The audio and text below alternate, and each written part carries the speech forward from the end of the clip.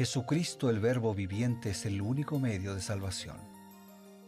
Él es el centro del pensamiento de nuestra vida, la fuente y la autoridad de la doctrina. El principal propósito de la vida de Cristo fue la obediencia a los mandamientos, exaltando la ley de Dios como un reflejo de su carácter. El principal mensaje a ser predicado en el mundo, basado en Apocalipsis 14, está representado por 3 ángeles llevando el Evangelio eterno al mundo entero. Este mensaje se basa en los encantos inigualables de Cristo y declara que la hora del juicio ha llegado y llama a obedecer los mandamientos de Dios.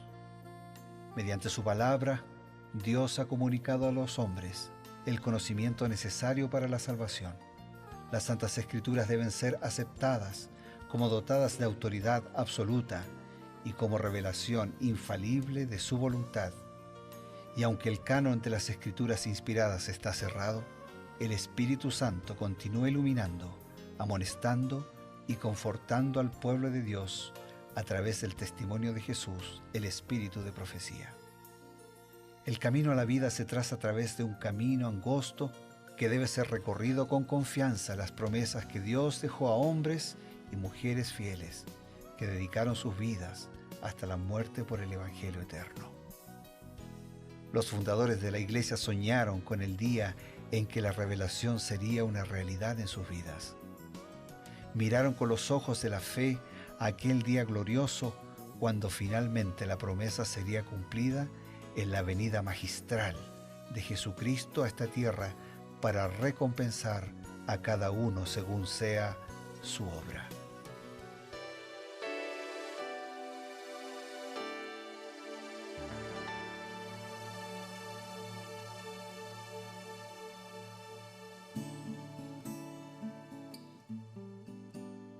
Queridos amigos, una vez más nos encontramos aquí en Nuevo Tiempo, Señal de Esperanza, para comenzar su programa Creed en sus Profetas. Un programa que está dedicado al estudio de las Sagradas Escrituras con la reflexión y la complementación del espíritu de profecía.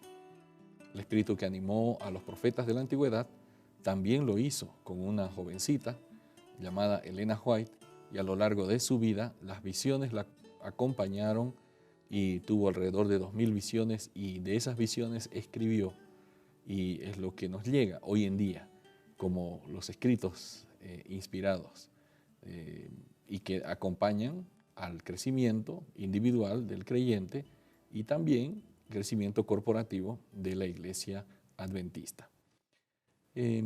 Ahora siempre tenemos el gusto de estar acompañados por un siervo de Dios, un hijo de Dios que con la experiencia y con los años del trabajo y del conocimiento, no solamente de la Biblia, sino también de los escritos de Elena White, nos trae las citas que acompañan a este estudio diario, un capítulo por día.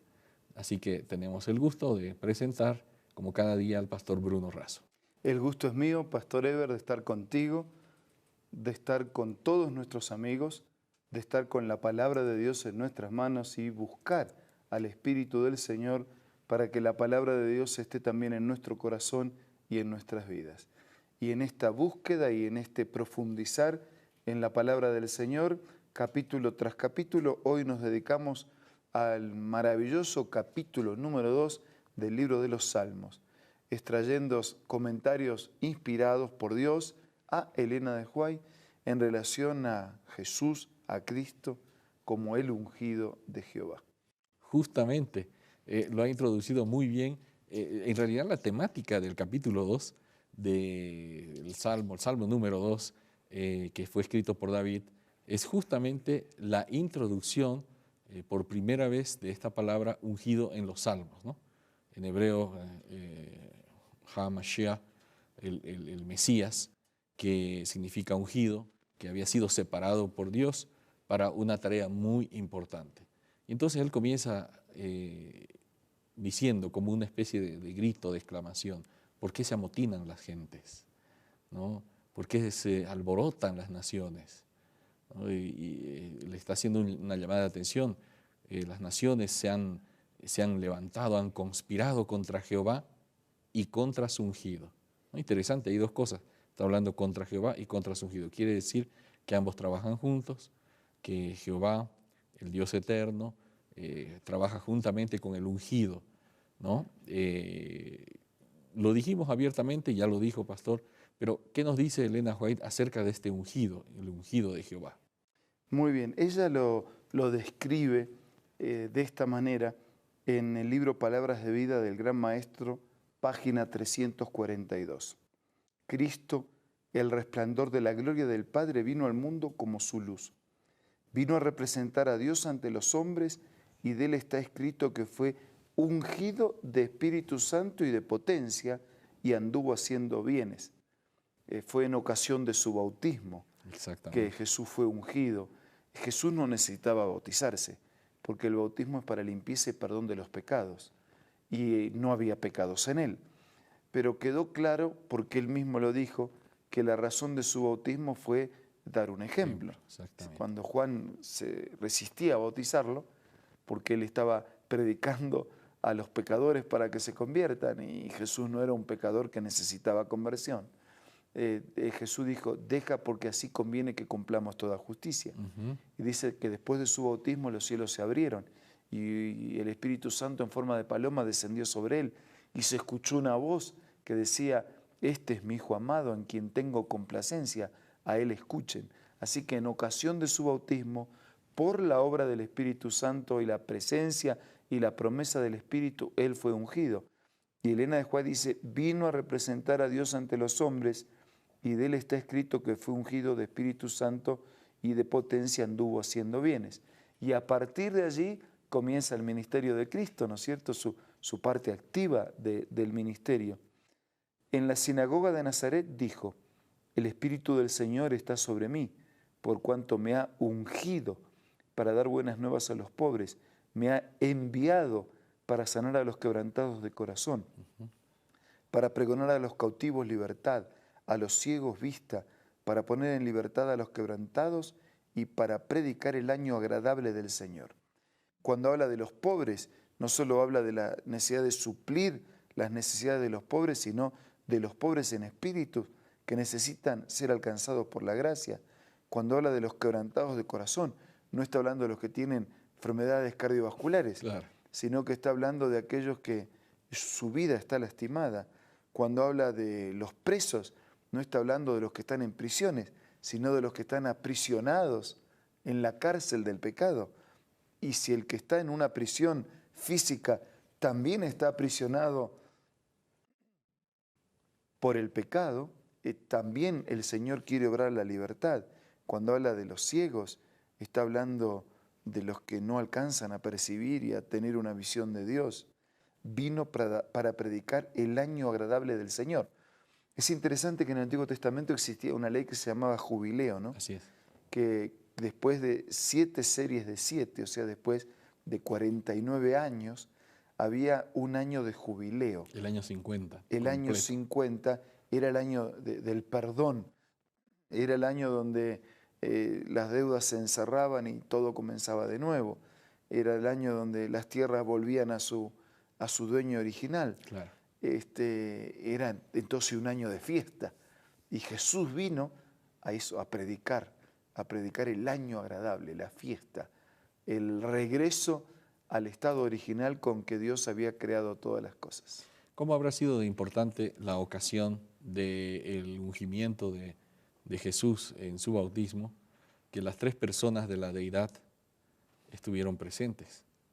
El Padre con su voz, dice, se oyó una voz, ¿no? Este es mi Hijo, o sea, obviamente era el Padre, Dios el Padre, y Dios el Espíritu Santo, que se corporizó, ¿no? En forma de paloma. Sí, es en forma de paloma, ¿no? Allí estaba, y bueno, estaba Jesucristo mismo, que era Dios hombre, ¿no? Y allí, en esa conjunción de las 3 personas de la deidad, se produce el ungimiento, ¿no? Porque se nota que era una tarea grande e importante. Claro, era la habilitación y marcar ese tiempo de inicio de ese ministerio, de esa misión salvadora, redentora, que está dibujada en estas frases, ¿no? Él vino a eso.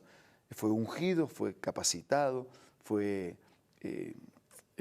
entregado para dar buenas nuevas, para sanar, para pregonar, para dar libertad, para abrir los ojos, para predicar el año agradable de perdón, de fiesta, de recuperación, de restauración.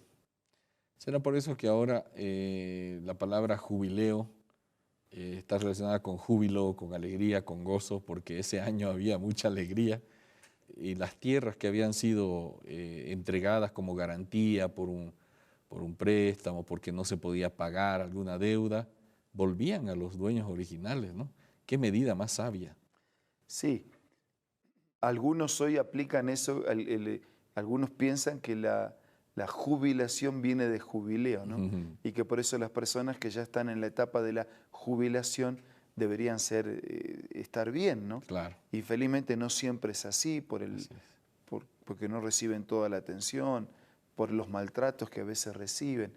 Pero, digamos, tendría que ser una etapa de felicidad, de alegría, todo está bien, todo está en orden, la misión está cumplida, ¿no? Claro. Pero bueno, no necesitamos esperar hasta la jubilación literal para sentirnos jubilosos, felices, porque hay una buena noticia, porque hay un plan, porque hay una acción maravillosa del ungido de Jehová en nuestra vida. Qué bueno. Amigos, estamos reflexionando en estas hermosas lecciones que tiene el Señor para nosotros. Vamos a tener una pausa y vamos a recibir un consejo importante y volvemos. Hola, seguimos descubriendo más consejos interesantes. Mira el que encontré el día de hoy. No tenemos nunca por qué sentirnos solos. Los ángeles son nuestros compañeros. El Consolador que Cristo prometió enviar en su nombre mora con nosotros. En el camino que conduce a la ciudad de Dios no hay dificultades que no puedan ver quienes en Él confían. No hay peligros de que no puedan verse libres. No hay tristeza ni dolor, ni flaqueza humana para cual Él no haya preparado remedio. Linda cita, ¿verdad? Esta y muchas otras puedes encontrar en el libro Ministerio de Curación, escritas por Elena G. de White, una autora y escritora muy reconocida. Te invito a que puedas ser parte de tu biblioteca personal y te invito a que puedas adquirirlo descargando las aplicaciones de App Store o de Play Store para tus dispositivos móviles.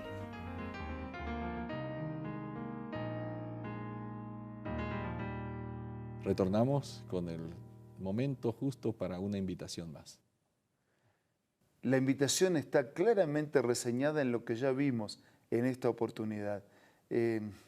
Jesús fue ungido, fue enviado, vivió, murió, entregó su vida como Dios, su vida humana sin pecado para salvarnos, para redimirnos.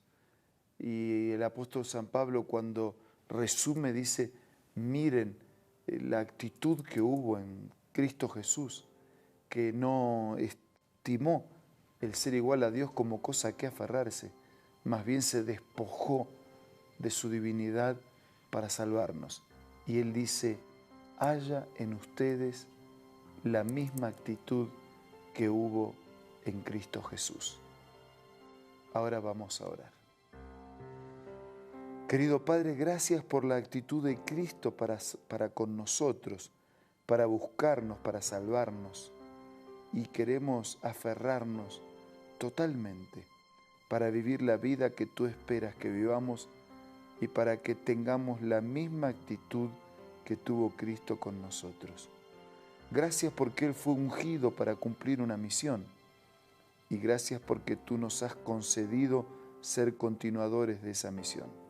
Por favor, bendícenos, por favor, dirígenos. Te lo pido, te lo agradezco en el nombre de Jesús. Amén. Amén. Gracias amigos por habernos acompañado. Nos encontramos el día de mañana en Nuevo Tiempo, Canal de Esperanza. Hasta entonces.